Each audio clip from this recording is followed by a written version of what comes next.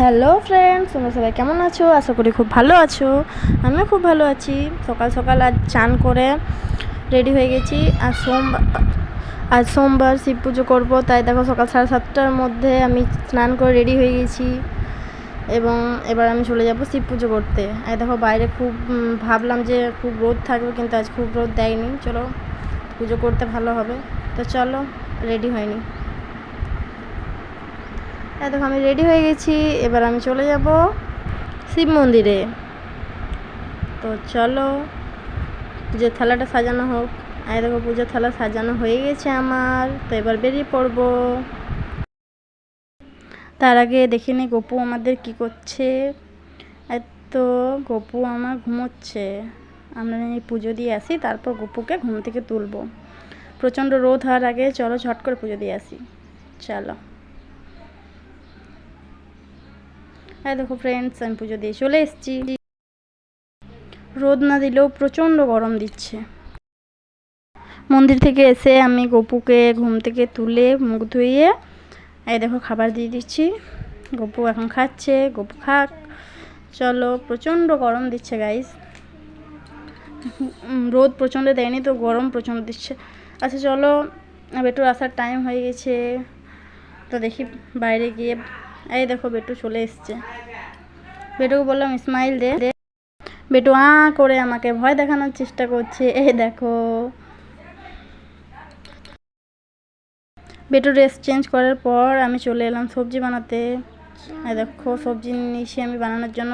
কাল্লা আলু ভাজা আর খেড়োর তরকারি হবে আমার। আর এদিকে ভাত চাপিয়ে দিয়েছি, মা এসে রান্না করবে আর আমি পুজোর জিনিস সাজাবো।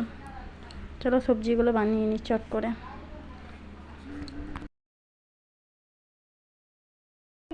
আমি সবজি বানাচ্ছি আর বেটু আমার চুল নিয়ে পড়েছে। চুলগুলো বলছে বেঁধে দেবো তোমার।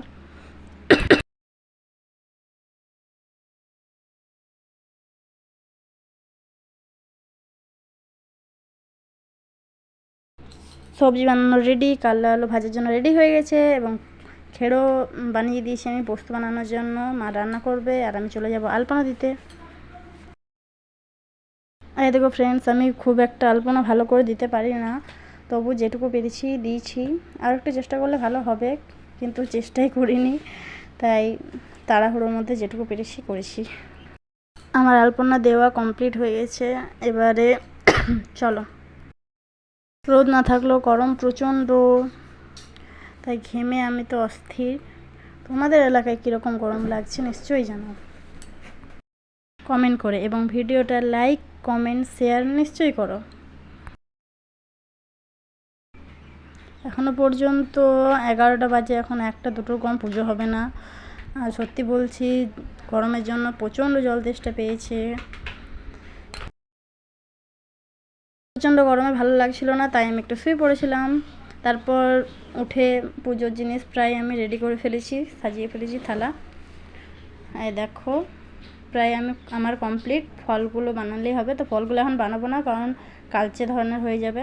ঠাকুর মশাই যখন আসবে তার একটুখানি আগে ফলগুলো বানিয়ে দেবো।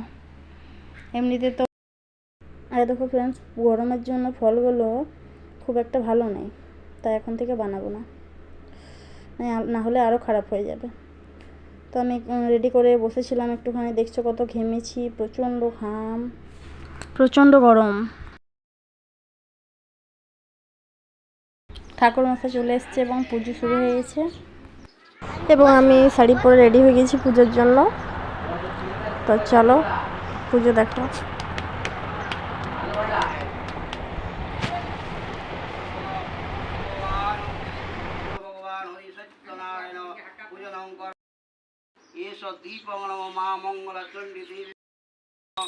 ओम शंखाय नमः चक्राय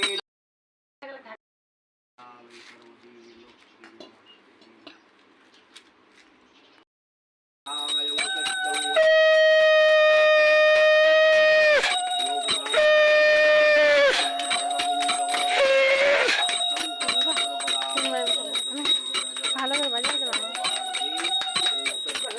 তিনবার হলো আর বাজাতে নাই, ভালো করে বাজলো। পুজো শেষ হয়ে গেছে, চলো এবার ড্রেসটা চেঞ্জ করে একটু ফ্রেশ হয়ে নিই। তারপর একদিন জল খাই একটু, প্রচণ্ড জল তেষ্টা পেয়েছে। হ্যাঁ দেখো ফ্রেন্ডস, আমি ড্রেসটা চেঞ্জ করে ফ্রেশ হয়ে গেছি, এবং জলও খেয়েছি। এবং আমি এখন দই নিয়ে বসেছি। দই আমার খুব পছন্দ, মিষ্টি দই না, টক দই। টক দইয়ের মধ্যে চিনি দিয়ে খেতে আমার খুব ভালো লাগে।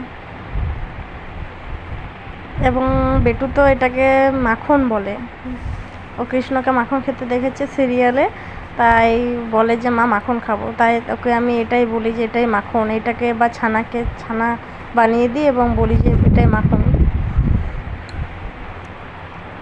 এবং ও খেয়ে নেই খুব সুন্দর।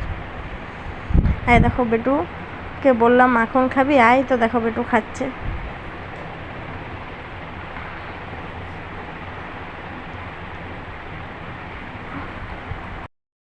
তো চলো ফ্রেন্ডস, আজকের এই ভিডিও এই পর্যন্তই।